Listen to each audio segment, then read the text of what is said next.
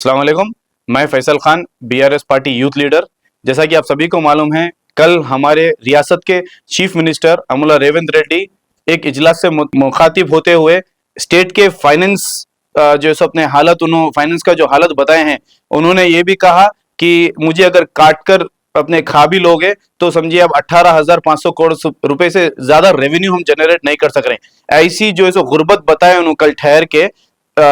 वो इजलास में। तो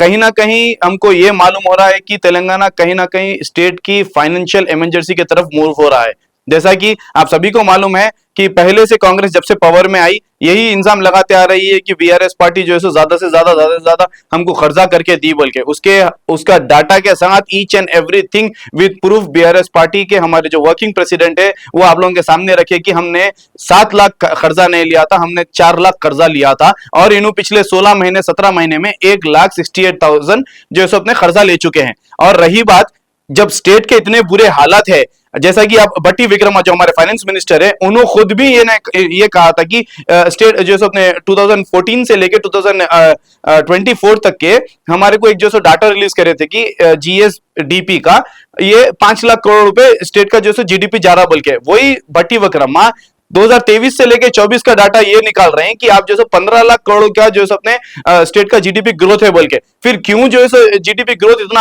अच्छा होने के बाद स्टेट के फाइनेंशियल इश्यूज इतने बुरे क्यों?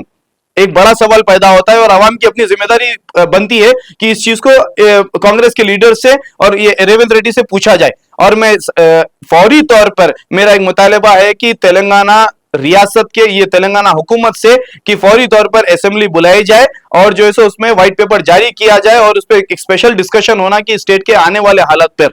फाइनेंशियल जो क्राइसिस जो हम आने वाला फेस करने वाले हैं तेलंगाना स्टेट में कि बहुत बहुत गंदे फेसेस हो सकता है। आगे इन्फ्लेशन भी अपने बढ़ जाए। तेलंगाना में हर वो चीज महंगी होने के कगार पर है। आप देख रहे हैं सुसाइड फार्मर सुसाइड रुक रहे नहीं, आप देख रहे हैं हर कोई परेशान है, जो नॉर्मल जिंदगी गुजारने वाला हर कोई परेशान है। तो कल के ये स्टेटमेंट के बाद रेवंत रेड्डी के बाद अब उन्होंने ये भी बोल रहे हैं कि मैं इकोनॉमिक क्लास में ट्रैवल कर रहा हूं, अला फला। अरे भाई दिल्ली के तो आपको अपॉइंटमेंट नहीं मिल रहा तो बात करिए कि दिल्ली इकोनॉमिक क्लास में जाना पड़ता आपको। बहरहाल मेरा आपके ये गुजारिश है कि फौरी तौर पर असेंबली बुलाए और एक व्हाइट पेपर जारी करे स्टेट के फाइनेंशियल इश्यूज फाइनेंशियल इमरजेंसी के थ्रू के तरफ हमारा तेलंगाना रियासत मूव हो रहा है।